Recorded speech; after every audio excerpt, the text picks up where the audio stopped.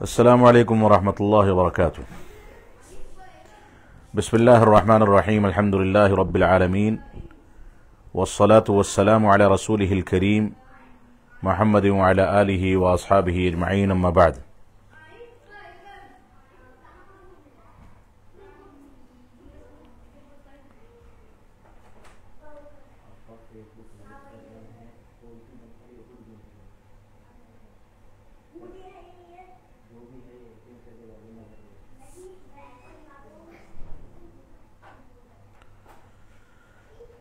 جی، میں معذرت چاہوں گا کہ آج مصروفیت کی وجہ سے وقت نہیں تھا، اس وجہ سے میں پہلے اعلان نہیں کر سکا اور اچانک ہی بیٹھ گیا ہوں، تھوڑا سا وقت مل گیا تو جو لوگ جڑ رہے ہیں وہ سوالات پیش کریں۔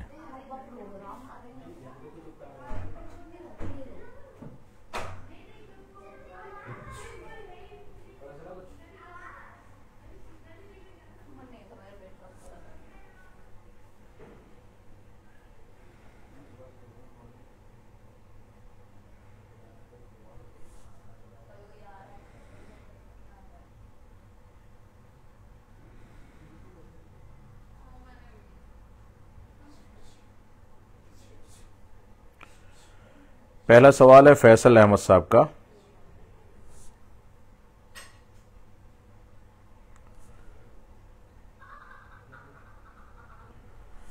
کیا غیر مسلم کو دعوت نہیں دیں گے تو قیامت میں ہماری پکڑ ہوگی؟ دیکھیے، دعوت مسلمانوں کی ہو، مسلمانوں کے درمیان ہو یا غیر مسلموں کے درمیان، انسان ممکنہ حد تک اس پر اسے کام کرنا چاہیے، علماء کی یہ ذمہ داری ہے۔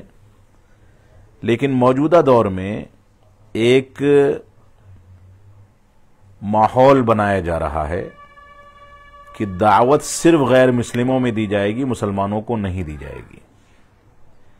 ایک جانب یہ معاملہ ہے، دوسری جانب بعض لوگوں کا یہ موقف ہے کہ دعوت صرف مسلمانوں کو دی جائے گی، غیر مسلموں کو نہیں دی جائے گی، جبکہ حقیقت یہ ہے کہ دعوت کے محتاج مسلمان بھی ہیں، غیر مسلم بھی ہیں۔ ہمارے ملک میں جو احوال ہیں، ان احوال کے تناظر میں جن چیزوں کا تقاضا یا جو احتیاط کیے جانے چاہیے، یا ملکی آئین کی روشنی میں یا قوانین کی روشنی میں جن چیزوں کا پاس و لحاظ رکھا جانا چاہیے، ان چیزوں کو سامنے رکھتے ہوئے دعوت غیر مسلموں کو بھی دی جانی چاہیے اور مسلمانوں کو بھی دی جانی چاہیے۔ جو لوگ یہ کہتے ہیں کہ دعوت صرف مسلمانوں کے لیے ہے، وہ غلط کرتے ہیں۔ جو یہ کہتے ہیں کہ دعوت صرف غیر مسلموں کے لیے ہے، وہ بھی غلط کرتے ہیں۔ اب حقیقت یہ ہے کہ اس وقت مسلمانوں کا ایک بڑا طبقہ شعوری یا غیر شعوری طور پر ارتداد کے دہانے پر ہے، یعنی اسلام سے خارج ہونے کے قریب ہے، اس طرح کے عمل اختیار کرتا ہے، شرک اکبر، یہاں تک کہ کفریہ اعمال اختیار کرتا ہے، نمازیں مستقل چھوڑتا ہے، اسلامی شعار اور اسلامی تعلیمات کا مذاق اڑاتا ہے، نمازوں کی اہمیت کے بارے میں بجائے اس کے کہ اس کی اہمیت سمجھے، بلکہ نمازوں کے بارے میں کہتا ہے کہ اس سے کیا ہوتا ہے۔ اس انداز کی چیزیں جو لوگ اختیار کرتے ہیں، وہ بذات خود مسلمان ہو کر کے بھی ان کا نام اہل اسلام کے نام پر موسوم ہے، لیکن اس کے باوجود وہ اسلام سے دور ہیں، اور خدشہ یہ ہے کہ اگر اسی روش پر باقی رہے تو اسلام سے خارج ہو جائیں گے۔ لہذا دونوں دعوتوں کی اپنی اہمیت ہے، اور دونوں کو ادع الی سبیل ربک بالحکمۃ والموعظۃ الحسنہ وجادلہم باللتی ہی احسن، اس آیت کریمہ کے تناظر میں حکمت، مواعظ حسنہ اور جدال باللتی ہی احسن کے اسالیب کو سامنے رکھتے ہوئے دونوں کے درمیان دعوت کا کام ہونا چاہیے۔ جہاں امکانات ہیں وہاں غیر مسلموں میں عام طریقے سے دعوت کی جائے، اور جہاں امکانات نہیں ہیں وہاں مسلمان اپنے متعلقین، اپنے جانکاروں یا اپنے آفسوں اور اسی طریقے سے جہاں وہ کام کرتا ہے، تجارت کرتا ہے، کاروبار کرتا ہے، وہاں پر جو غیر مسلم اس کے رابطے میں ہیں، ان کے سامنے اگر وہ اسلام کی یا اسلام کے تعارف کے طور پر اسلام کی دعوت پیش کرتا ہے تو اس سے کم از کم فائدہ یہ ہوگا کہ وہ اسلام کی حقانیت کو سمجھیں گے۔ تو مسلمانوں کی ایک یہ ذمہ داری ہے کہ وہ اس کام کو اسلام کے تعارف کے طور پر ضرور پیش کریں، اور اس سلسلے میں انفرادی طور پر کوئی کام کیا جائے، کسی کو چھوٹا سا کتابچہ دے دیا گیا، کسی کے سامنے کوئی اسلام سے متعلق غلط فہمی ہے، اس غلط فہمی کو دور کر دیا گیا، کبھی اسلامی کچھ ایسی تعلیمات ہیں جن تعلیمات سے دنیا واقف نہیں ہے، ان تعلیمات سے اس کو واقف کرا دیا گیا۔ پڑوسیوں کے حقوق ہیں، غیر مسلموں کے حقوق ہیں، رشتہ داروں کے حقوق ہیں، غریبوں کو کھانا کھلانے کے فضائل ہیں، غریبوں کا خیال کرنے کے فضائل ہیں، فقراء اور مساکین کے حقوق ہیں۔ ان چیزوں کا تذکرہ ایسے لوگوں کے سامنے اگر کیا جائے گا تو اس سے انشاءاللہ اسلام کی شکل صاف ہو کر کے سامنے آئے گی۔ لہذا دونوں جگہوں پر یہ کام کیا جانا چاہیے۔ ان کا سوال جو ہے، جواب لمبا ہو گیا کہ غیر مسلم کو دعوت نہیں دیں گے تو قیامت میں ہماری پکڑ ہوگی۔ جہاں ہمارے لیے اختیار اور امکانات موجود ہیں، اس کے باوجود ہم دعوت نہیں دیتے تو قیامت میں پکڑ ہو سکتی ہے۔ اللہ رب العالمین ہم کو محفوظ رکھے۔ اگلا سوال ہے، میں بہت مختصر وقت کے لیے آیا ہوں آج مصروفیات کی وجہ سے۔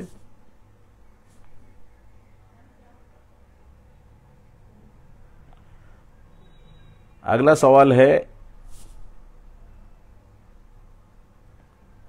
زبیر سراجی صاحب کا، سلام کر رہے ہیں، کہہ رہے ہیں موزے کے اوپر کیوں مسح کرتے ہیں؟ موزے کے اوپر مسح اس لیے کرتے ہیں کہ اللہ کے رسول صلی اللہ علیہ وسلم نے موزے پر اوپر کی جانب مسح کرنے کو سکھایا ہے، اور یہی شریعت ہے کہ ہمارے عقل میں آئے نہ آئے ہم کو اسی چیز کی پیروی کرنی ہے، اسی چیز کی اتباع کرنی ہے جس چیز کا حکم ہم کو شریعت نے دیا ہے۔ اور غالباً حضرت علی رضی اللہ تعالیٰ عنہ کا فرمان ہے کہ اگر دین کی بنیاد رائے پر ہوتی تو موزے پر اوپر کی جانب مسح نہ کیا جاتا بلکہ نیچے کی جانب مسح کیا جاتا، کیونکہ زمین پر ٹچ ہونے والا حصہ پیر کا تالو ہے، لہذا نیچے کی طرف مسح کرنے کا حکم دیا جاتا۔ لیکن کیونکہ اسلام کی بنیاد عقل پر نہیں ہے، دلیل پر ہے، اس وجہ سے موزے پر اوپر کی جانب مسح کیا جاتا ہے، اور یہی حکم شریعت ہے۔ اللہ رب العالمین ہم کو اسے سمجھنے کی توفیق عطا فرمائے۔ دین میں رائے کا کوئی دخل نہیں ہے۔ اگلا سوال ہے سما یونس رحمانی صاحب، سلام کر رہے ہیں، اس کے بعد کہہ رہے ہیں کسی بھائی نے سفر میں ظہر عصر مغرب کی نمازیں نہیں پڑھی ہیں، منزل مقصود تک آ چکا ہے۔ اس سلسلے میں علماء کی مختلف رائے ہے،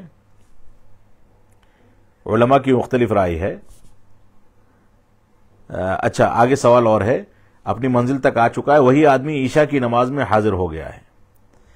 دیکھیے اصل یہ ہے اس سلسلے میں کہ جو نمازیں اس کی سفر کی چھوٹی ہیں ان کو گھر پہنچنے کے بعد مکمل پڑھے گا۔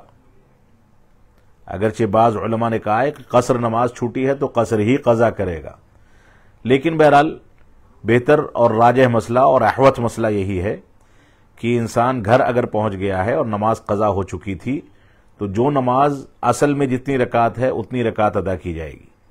ایک چیز تو یہ ہے۔ دوسری بات یہ ہے کہ نمازیں سفر میں قضا کیوں ہوئی ہیں، یہ بہت بڑا سوال ہے۔ نہیں ہونی چاہیے، مواقع موجود ہیں، نماز ادا کر لی جائے اور کی جا سکتی ہے۔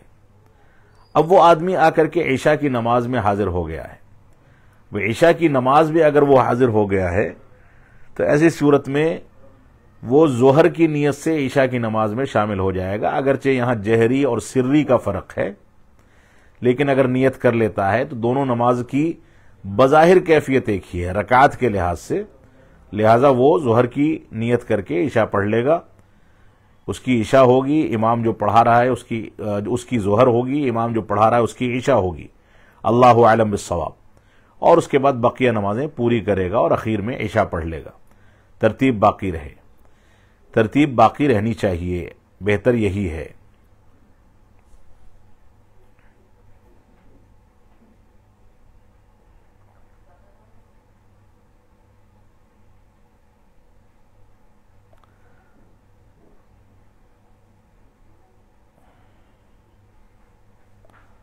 اگلا سوال ہے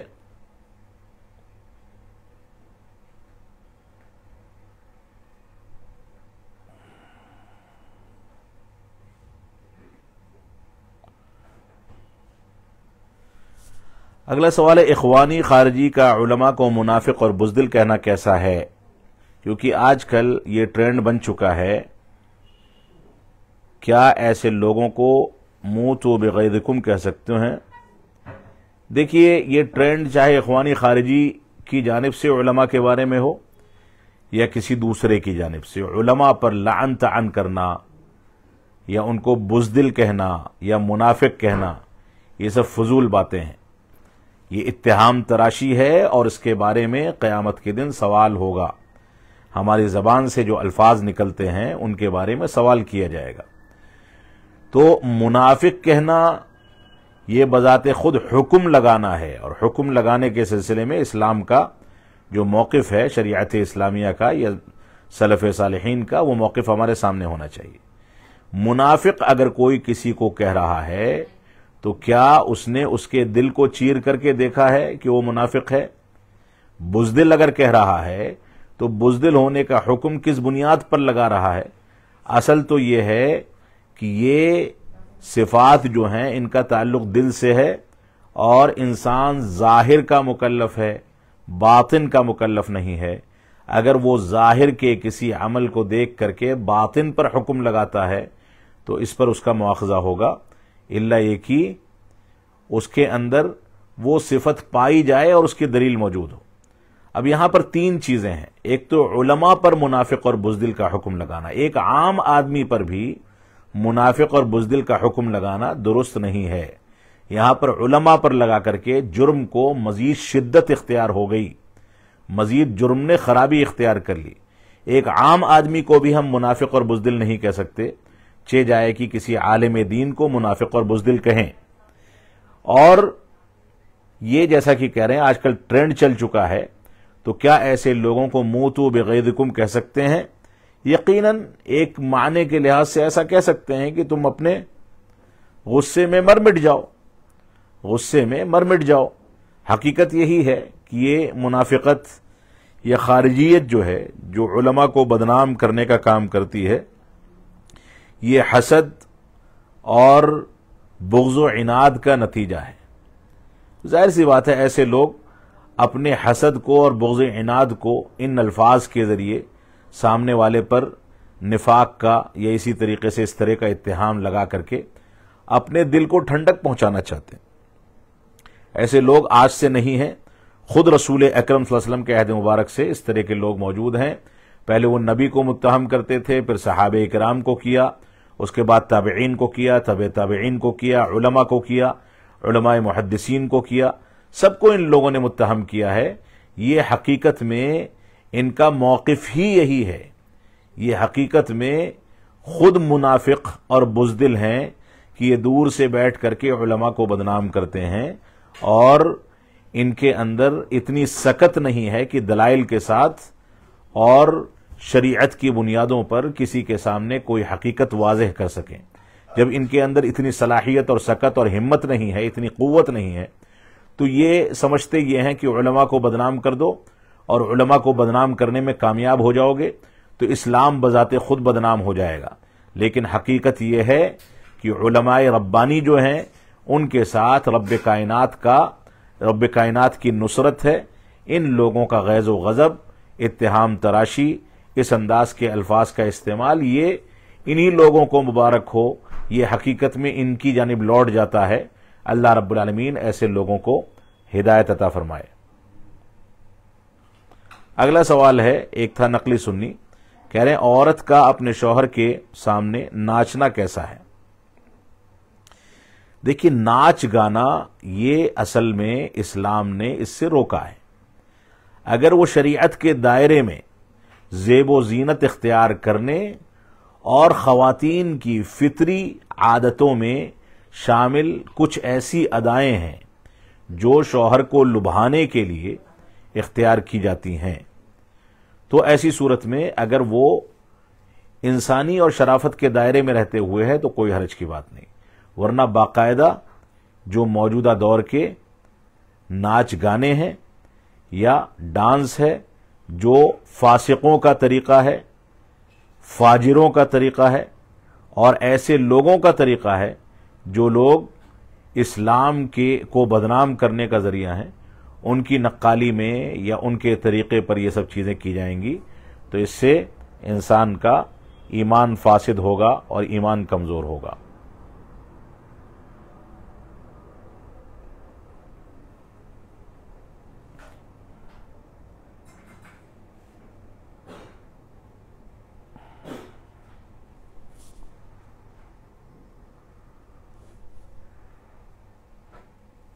اگلا سوال ہے، ابو عبیدہ کون ہے؟ کیا واقعی میں اسرائیل ابو عبیدہ سے ڈرتا ہے؟ کیا اسرائیل ابو عبیدہ سے ڈر کے تھر تھر کانپتے ہوئے فلسطین کے مسلمانوں کو مار رہا ہے؟ یہ سب فضول سیاسی باتیں ہیں، اس طرح کی باتوں کا سوال کرنے ہی کی ضرورت نہیں ہے، فضول باتیں ہیں۔ کون تھر تھر کانپ رہا ہے اور کون نہیں کانپ رہا، یہ آج کے دور میں کہاں سے آپ موازنہ کریں گے؟ مسلمان باقی نہیں رہا تو اس سے فلسطین، اس سے اسرائیل اور یہودی کیوں ڈریں گے؟ ہم نے خود بے عملی اور بدعملی کے نتیجے میں ان کو موقع دے دیا ہے فلسطین کے اوپر حاوی ہونے کا۔ مسلمانوں کو اگر اپنا رعب باقی رکھنا ہے اور اللہ کی نصرت چاہیے تو قرآن و سنت کی جانب رجوع کریں۔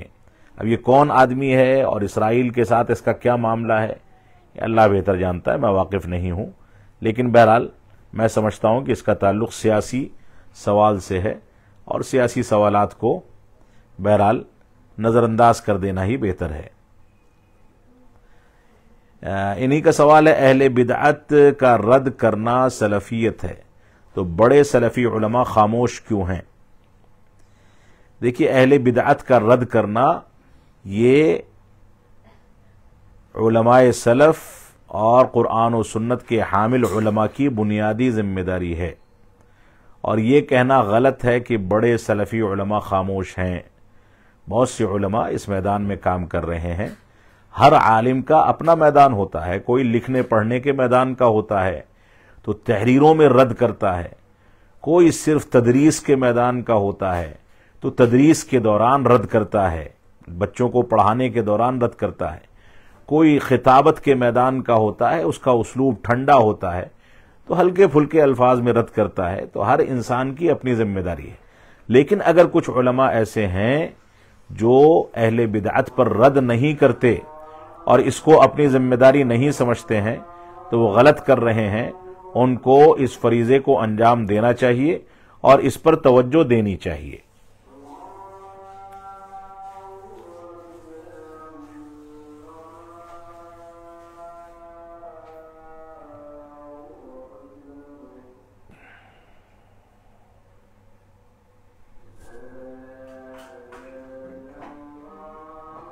دو منٹ رک جائیے، اذان ہو رہی ہے۔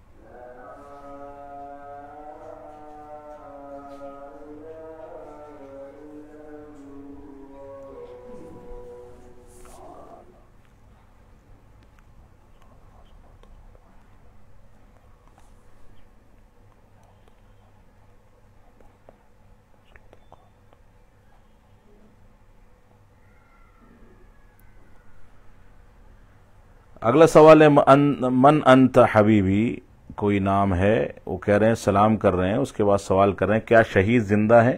شہید کا مزار سے کیا واسطہ؟ شہیدوں کے بارے میں بعض آیات میں اس بات کا ذکر ہے کہ وہ زندہ ہیں، لیکن زندہ سے مراد کیا ہے یہ اللہ رب العالمین جاننے والا ہے۔ یعنی ایک عام انسان جو دنیا میں موت پاتا ہے اس کے بالمقابل ان کی کیفیت مختلف ہے، لیکن ان کی زندگی دنیا میں جو زندگی ہوتی ہے اس کے مشابہ نہیں ہے، یعنی اس جیسی نہیں ہے۔ زندہ ہیں لیکن کھانے پینے کی ضرورت نہیں ہے، زندہ ہیں لیکن دنیاوی ضرورتیں ان کو پیش نہیں آتی، تو وہ زندگی جو ہے وہ برزخی زندگی ہے۔ اب اس کی کیفیت کیا ہے یہ اللہ رب العالمین بہتر جانتا ہے۔ تو ایک مسئلہ تو یہ ہے کہ کیا شہید زندہ ہیں، جیسا کہ آپ کا پہلا سوال ہے، اور شہید کا مزار سے کیا واسطہ؟ شہید کا مزار سے کوئی واسطہ نہیں ہے۔ یہ مزار آج کی دنیا کے شرک و بدعات کے وہ اڈے ہیں جنہوں نے مسلمانوں کو اور ان کے عقیدے کو تباہ و برباد کیا ہے، اسلام کو ضائع کیا ہے، اسلام کو نیست و نابود کیا ہے۔ اللہ کے نبی صلی اللہ علیہ وسلم اسی کلچر کو جو اس دور میں یہود و نصارہ کے ذریعے سے دنیا میں عام ہوا تھا، اسی کلچر کو توڑنے کے لیے دنیا میں تشریف لائے تھے، اور آپ نے اپنی آخری وصیت میں یہی وصیت فرمائی تھی کہ اس طرح کی حرکتیں مسلمان نہ کریں۔ تو یہ شہید کا مزار سے کوئی واسطہ نہیں ہے۔ جیسے ایک عام انسان تدفین لے جا کے کی جاتی ہے، ویسے شہید کی بھی تدفین کی جاتی ہے، اور اس کے بعد اس کی لاش بھی عام مسلمانوں کے طریقے سے گل جاتی ہے، سڑ جاتی ہے، ختم ہو جاتی ہے، صرف ریڑھ کی ہڈی باقی بچتی ہے، چاہے شہید ہو چاہے مسلمان ہو۔ 2-4 روز کے اندر کیڑے لگتے ہیں، اور کیڑے لگنے کے بعد وہ پوری لاش کو کھا جاتے ہیں، لاش سڑ جاتی ہے، صرف ریڑھ کی ہڈی باقی رہتی ہے۔ یہ سب کے ساتھ یہی سلوک ہوتا ہے، اور یہی طریقہ سب کے ساتھ فطری طور سے اس چیز سے سب کو گزرنا ہوتا ہے، چاہے وہ شہید ہو یا غیر شہید ہو۔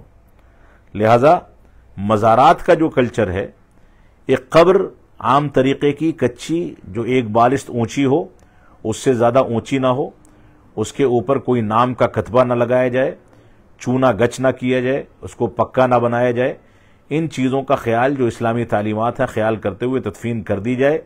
انسان کو کبھی قبرستان جانے کی ضرورت ہو تو قبرستان کی دعا پڑھ لے، اس سے زیادہ قبروں کے لیے کوئی چیز مسنون نہیں ہے۔ اس کو پکا بنانا، اس پر تعمیر کرنا، وہاں روشنی کرنا، وہاں بیٹھ کر کے تلاوت کرنا، یا اس پر چونا گچ کرنا، یا وہاں یاسین اور فاتحہ پڑھنا، اس طرح کی چیزیں جو ہیں یہ سب کی سب بدعت ہیں یا شرک ہیں۔ اس کے نتیجے میں انسان کا ایمان کمزور ہوتا ہے یا ضائع ہوتا ہے، لہذا ان چیزوں سے ہم کو بچنا چاہیے۔ اشتیاق احمد صاحب، وعلیکم السلام ورحمۃ اللہ۔ اگلا سوال ہے مظہر بارک، کہنے رافضی شیعہ صحابہ عمر رضی اللہ تعالی عنہ کو گالی دیتے ہیں، صحابہ کو گالی دینا کیا عذاب ہوگا؟ دیکھیے، رافضہ اور شیعوں کے بارے میں اصل بنیاد یہی ہے کہ ان کے جو عقائد ہیں، قرآن مجید کو ناقص کہنا، صحابہ کو کافر کہنا، صحابہ کو گالیاں دینا، اسلامی شعار کا مذاق اڑانا، اللہ کے نبی صلی اللہ علیہ وسلم کے نسب پر طعن کرنا، امہات المؤمنین پر لعن طعن کرنا، امہات المؤمنین کو کے اوپر اتہامات لگانا، ان کو کافر کہنا، اس طرح کے جو عقائد ہیں آج کے رافضی اور شیعہ ان عقائد پر جمع ہو چکے ہیں۔ ایسے لوگ اصلاً اسلام میں داخل نہیں ہیں۔ اب ان کا عذاب کیا ہوگا یہ تو اللہ بہتر جانتا ہے، لیکن حقیقت یہی ہے کہ ایسے لوگوں پر عذاب آخرت میں اگر اسی عقیدے پر مرتے ہیں تو بہت سخت ہوگا۔ اللہ رب العالمین ہم کو محفوظ رکھے۔ صحابہ کرام پر لعن طعن کرنا یا صحابہ کرام کی توہین کرنے کا سب سے ہلکا عذاب یہ ہے کہ انسان دنیا ہی میں اس کے مناظر اپنی ان حرکتوں کے رد عمل میں دیکھ لیتا ہے۔ دنیا میں تاریخ کے بے شمار واقعات ہیں جن لوگوں نے صحابہ کرام پر لعن طعن کیا ہے، وہ دنیا ہی کے اندر اس کے کچھ نہ کچھ نتائج دیکھ لیتے ہیں اور ان کی زندگی ہونے کے باوجود عذاب بن جاتی ہے. تو یہ سب سے ہلکا عذاب ہے، اور آخرت کا عذاب تو بہت سخت اور شدید ہے. اللہ رب العالمین ہم کو محفوظ رکھے. عظیم اللہ نائک صاحب کوئی ہیں. عظیم اللہ نائک صاحب کہہ رہے ہیں سلام کے بعد، شیخ محترم اللہ رب العالمین آپ کو سلامت و صحت یاب رکھے. آمین. اللہ رب العالمین آپ کو بھی دنیا اور آخرت کی تمام کامیابیوں سے نوازے. زبیر سراجی صاحب کہہ رہے ہیں کیا دعوی سینٹر کھول سکتے ہیں اور اس کو کھولنا کیسا ہے؟ اس سے پہلے دعوی سینٹرز کی بات آ چکی ہے، میں مزید اس طرح کی باتیں نہیں کرنا چاہتا ہوں، لیکن خلاصے کے طور پر اس بات کو سمجھ لیں کہ دعوی سینٹرز کا مقصد اگر محض یوٹیوب پر اور ٹیلی ویژن کے ذریعے اسکرین پر صرف دعویٰ دینا ہے اور عموماً لوگوں کو اسی میں مصروف رکھنا ہے، تو اس کے بہت سارے خراب نتائج ہم سامنے دیکھتے ہیں. اس طرح کا صرف جو لوگ اس طرح کے کاموں کے ساتھ خاص ہو جاتے ہیں، ان کے یہاں سے وہ طالب علمانہ شان یا علماء کی شان ختم ہو جاتی ہے جو شان علماء اور طالب علموں کی ہونی چاہیے. عموماً ایسا دیکھا گیا ہے، اور اسی طریقے سے اس طرح کے کاموں کے ساتھ اپنے آپ کو وقف کر دینے والے اور خاص کر دینے والے عموماً سہل پسند ہو جاتے ہیں. یعنی ان کے یہاں آسان پسندی ہوتی ہے، بہت زیادہ مشکلات کا سامنا نہیں کرنا چاہتے، جبکہ دین کی دعوت مشکلات کا سامنا کرنے کا بھی ایک ہنر ہے کہ اس کے بغیر انسان کی دعوت کے میدان میں کامیابی مل پانا ممکن ہے. دعوی سینٹرز تک جو صرف کیمروں اور اسکرین کی حد تک محدود ہو جاتے ہیں، ان کے ہاں عموماً نہی عن المنکر کی وہ چیزیں نہیں پائی جاتی جس میں وہ کھل کر کے اہل بدعت پر رد کریں. بہت سی چیزیں ہوتی ہیں، اس کا انکار نہیں ہے، لیکن جو کیفیت ہونی چاہیے وہ کیفیت نہیں ہوتی، کیونکہ اگر وہ کیفیت کھل کر کے وہ اختیار کر لیں گے تو ایسی صورت میں سوشل میڈیا پر ان کے اوپر لعن طعن اور ان کو دیکھنے کے افراد ویوز جو ہیں وہ متاثر ہونے لگتے ہیں، کیونکہ ایسے لوگوں کا عموماً فوکس ویوز وغیرہ پر ہوتا ہے. لیکن اس کے باوجود کلی طور سے سب پر یہ حکم نہیں لگایا جا سکتا، لیکن عموماً دعوت کا جو اسلوب ہے اسلامی دعوت کا، وہ عموماً مسجدوں سے جڑا ہوا ہے.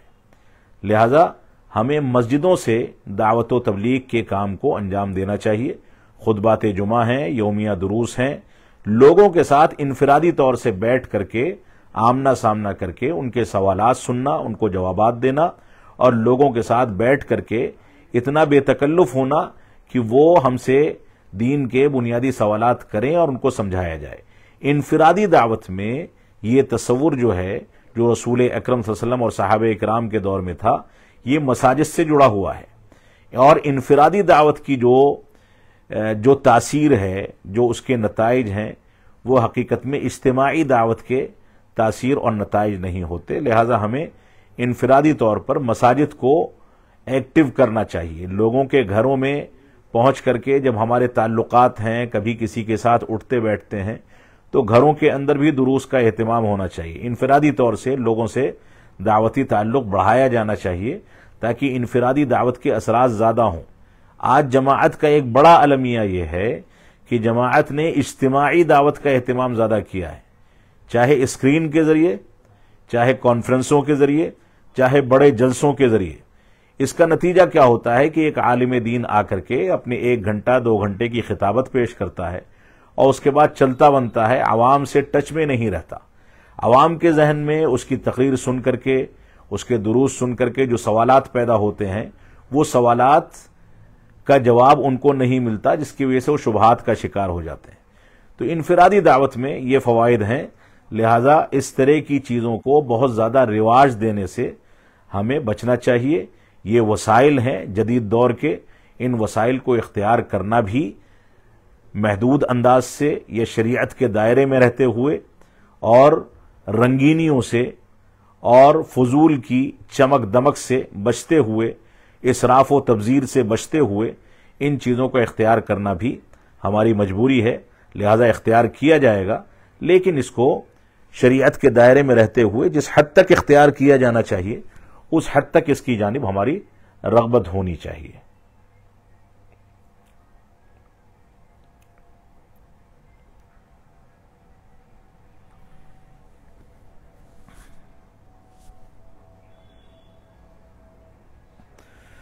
مظہر بارک صاحب کہہ رہے ہیں میری سکسیسفل لائف کے لیے دعا کر دیجئے، اللہ رب العالمین آپ کی زندگی کو کامیابی عطا فرمائے، دنیا اور آخرت میں دونوں جہانوں میں کامیابی سے نوازے، اور دنیا میں دین، قرآن و سنت اور منہج سلف کے مطابق سمجھ کر کے اس پر کاربند رہنے اور پابندی کے ساتھ عمل پیرا ہونے کی توفیق عطا فرمائے تاکہ آخرت کامیاب ہو سکے۔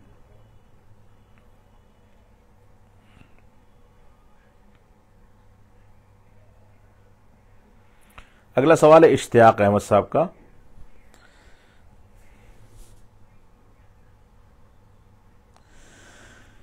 سوال کر رہے ہیں کہ شیخ سلام پھیرنے کے بعد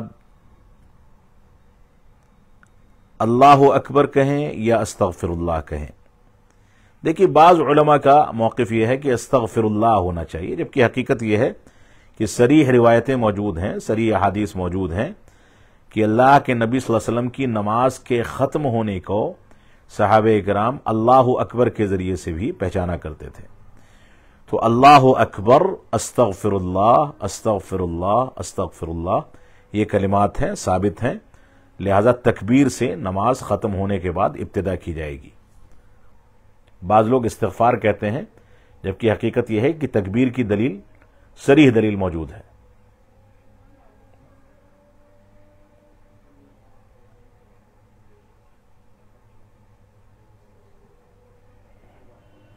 ایک آدھ سوالات میں اور لے کر کے ختم کروں گا، تھوڑا سا مصروفیت زیادہ ہونے کی وجہ سے زیادہ دیر بیٹھ پانا مشکل ہے۔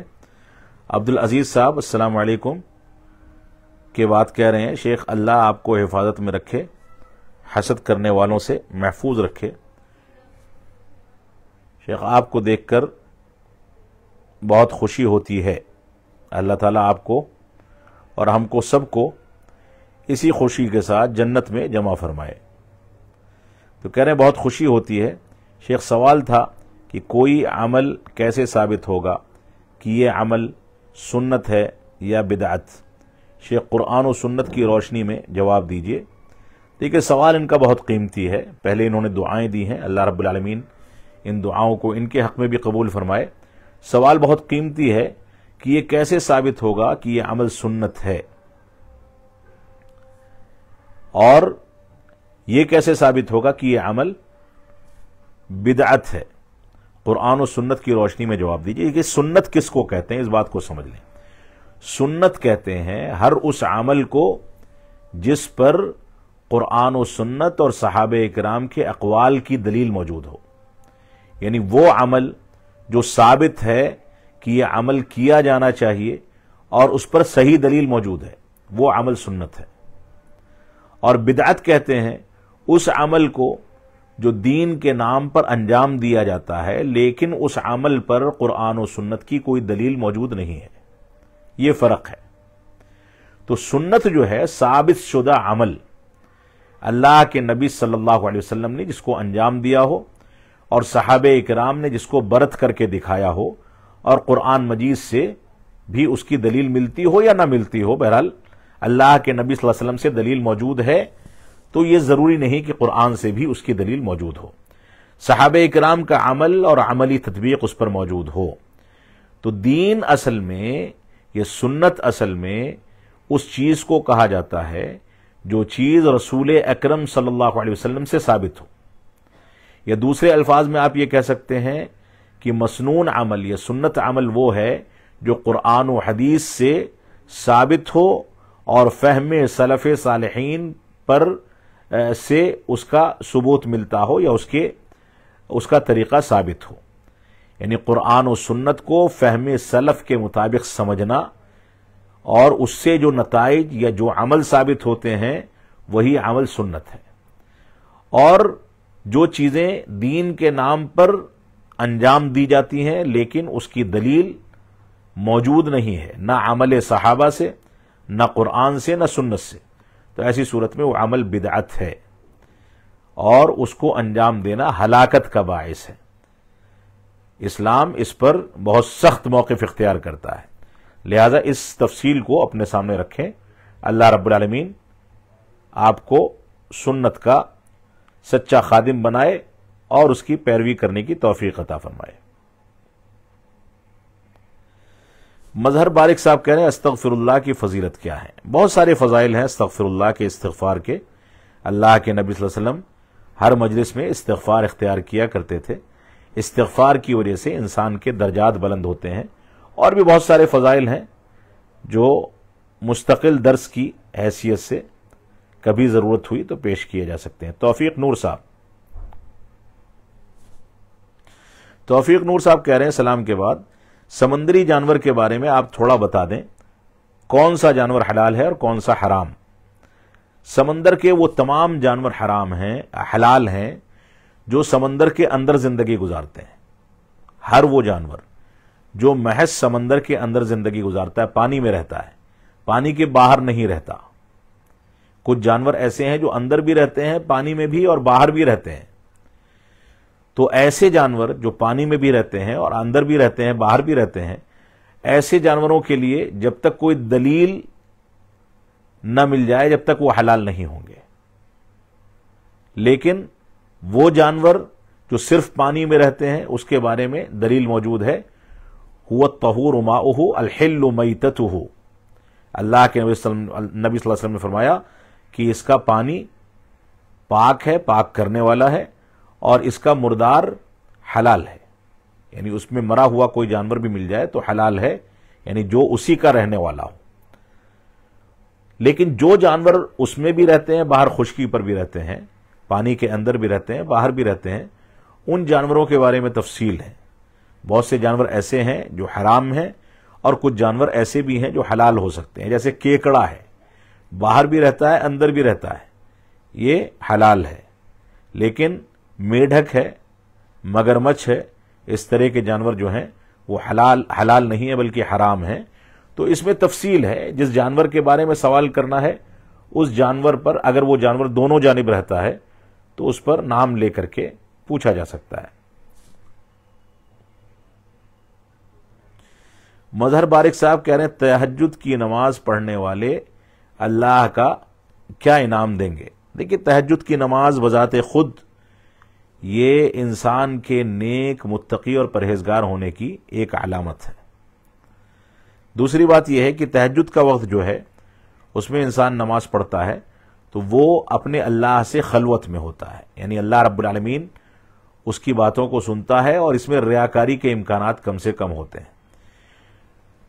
اور اللہ رب العالمین تہجد کے اصل وقت میں جو افضل وقت ہے اس وقت میں آسمان دنیا پر نزول کرتا ہے اور فرماتا ہے کس کو مغفرت طلب کرنی ہے، کس کو سوال کرنا ہے، وہ سوال کرے، مغفرت طلب کرے۔ تو سب سے بڑی اس میں خوشی یا امید کی بات یہ ہے کہ اللہ رب العالمین سے ہم قریب ہو جاتے ہیں، اور انعام اللہ رب العالمین کیا دینے والا ہے۔ اللہ رب العالمین جس سے خوش ہو جائے اس کو کیا انعام نہ دے دے، لہذا انعام کو محدود نہیں کرنا چاہیے، اللہ کو خوش کرنے کی کوشش کرنی چاہیے۔ وہ اتنا بڑا بادشاہوں کا بادشاہ ہے کہ وہ انعام دینے پر آئے تو کیا نہ دے دے۔ عبد المحسن جاوید اعظم صاحب ماشاءاللہ پروگرام دیکھ رہے ہیں۔ یہ جامعہ سلفیہ بنارس کے سابق صدر جاوید اعظم صاحب رحمۃ اللہ علیہ کے بیٹے ہیں، جو غالباً دمام میں رہتے ہیں اور ہمیشہ رابطے میں رہتے ہیں۔ ان کے والد گرامی رحمۃ اللہ علیہ میرے والد گرامی رحمۃ اللہ علیہ کے شاگرد تھے، اور مجھ کو یاد ہے وہ ان سے ملنے بھی آیا کرتے تھے دہلی، ان کے پاس بیٹھا بھی کرتے تھے۔ والد گرامی رحمۃ اللہ علیہ ان سے بڑی محبت اور الفت رکھتے تھے، اور آپس میں رائے مشورہ ہوتا تھا۔ تو یہ ان کے بیٹے ہیں، اللہ رب العالمین ان کو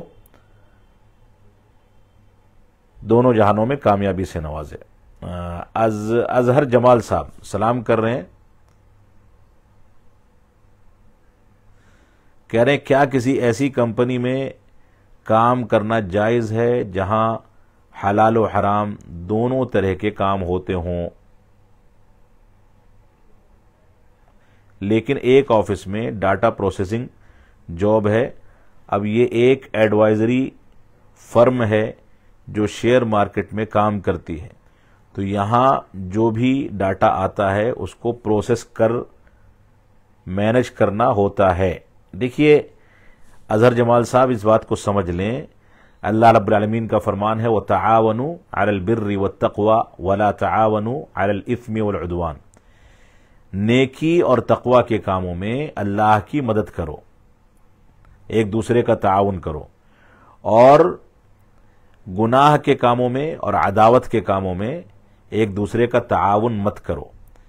اگر کوئی کمپنی ایسی ہے جس میں حلال و حرام دونوں طرح کی چیزیں اختیار کی جا رہی ہیں تو ظاہر سی بات ہے اس کے ڈاٹا انٹری یا اس کے الگ سے جو پروسیسنگ کا ڈاٹا ہے اس کے لیے الگ سے آفس یا ایڈوائزری فرم جو بنا دی گئی ہے، ظاہر سی بات ہے کہ اس میں ڈاٹا انٹری میں یا ایڈوائزری فرم میں جو ایڈوائزری ہوتی ہے، یہ ساری کی ساری چیزیں وہ ان تمام چیزوں کے بارے میں ہوتی ہوں گی جن چیزوں کا تعلق اس کمپنی سے ہے. اب اس کمپنی کا تعلق آپ کے بقول حلال و حرام دونوں سے ہے، لہذا اس میں اگر آدمی منسلک ہوتا ہے تو ایسی صورت میں وہ اس حصے میں بھی شامل ہوگا جو حصہ حرام کا ہے. یہاں پر اگر کوئی آدمی ایسی کمپنی میں جاب کر رہا ہے، نوکری کر رہا ہے، اور اس کو اس بات کا احساس ہے کہ وہ غلط چیز میں ملوث ہو جاتا ہے، تو ایسی صورت میں یہ تو نہیں کہوں گا کہ وہ فوراً جاب کو چھوڑ دے، لیکن اس کو کوشش کرنی چاہیے کہ کوئی دوسری نوکری اور جاب تلاش کرے اور تیزی کے ساتھ تلاش کرے تاکہ اس کا روزگار نہ رکنے پائے، اور دوسری نوکری جیسے ہی ملے فوراً اس کو چھوڑ دے. اگر اچانک اس کو چھوڑے گا تو ایسی صورت میں وہ سڑک پر آ جائے گا. لیکن جب تک اس کمپنی میں وہ کام کر رہا ہے، جب تک اللہ کے غضب سے بچنے کے لیے صدقات و خیرات کرتا رہے، بڑھا دے، اور اللہ سے دعا کرتا رہے کہ اللہ رب العالمین میرے لیے آسانی پیدا فرما. اب کیونکہ وہ پھنس چکا ہے، اصل یہ تھا کہ اس کو ابتدا میں ایسی کمپنی میں نوکری نہیں کرنی چاہیے تھی، لیکن لا علمی میں وہ ایسی جگہ پر پھنس گیا یا غلطی کی وجہ سے پھنس گیا، تو اب ایسی صورت میں اس کو فیلڈ تبدیل کرنے کی فکر کرنی چاہیے. اللہ اعلم بالصواب.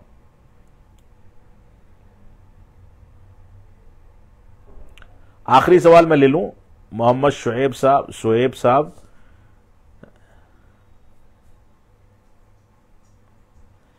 کہہ رہے ہیں کیکڑا کھا سکتے ہیں کیا؟ سمندری کیکڑا بالکل کھا سکتے ہیں، اس کا ثبوت بعض دلائل سے ملتا ہے. کیکڑا کھانا جائز ہے، کیکڑا کھانا جائز ہے، بلکہ بعض چیزوں میں بہت مفید بھی ہے، جیسے فالج وغیرہ کی بیماری میں مفید ہے، لہذا کھانا جائز ہے. اگرچہ وہ سمندر میں بھی رہتا ہے، باہر بھی رہتا ہے، لیکن اس کے بارے میں بعض اسلاف سے اس کے کھانے کے جواز پر دلائل ملتے ہیں.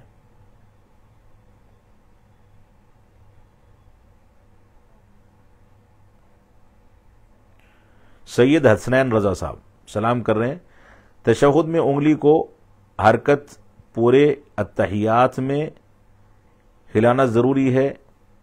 برائے کرم جواب دے کر.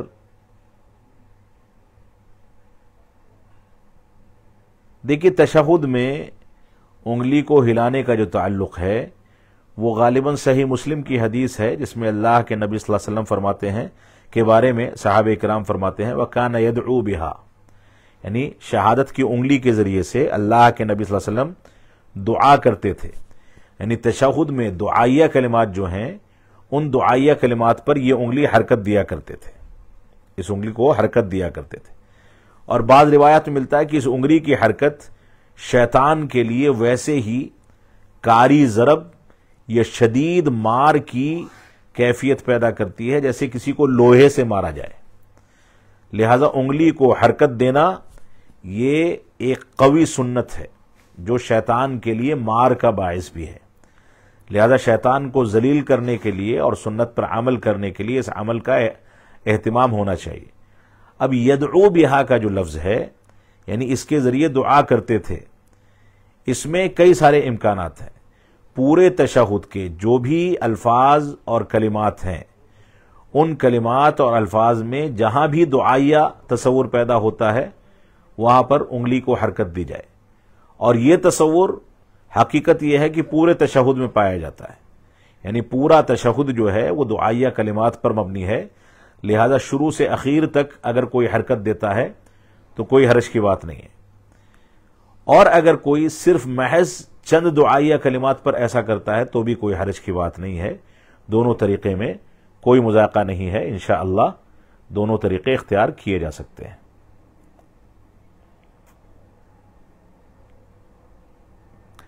اسی پر پروگرام ختم کرتے ہیں. ایک سوال اور نظر سے گزر گیا، خود مجھ کو بھی اطمینان نہیں ہوتا کہ کسی کا سوال چھوٹ جائے. محفوظ خان صاحب کوئی ہیں،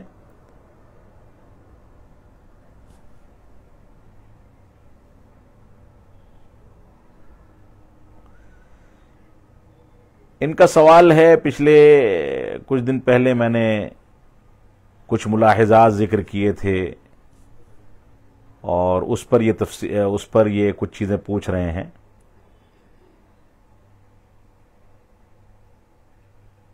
میں نے جو ملاحظات ذکر کیے تھے اس کے پیچھے پورا خلفیہ ہے، اور یہ بحیثیت عالم کے میری ذمہ داری ہے کہ میں منہج سلف کی روشنی میں ان چیزوں پر تنبیہ کرتا رہوں جو چیزیں میری ذمہ داری ہے.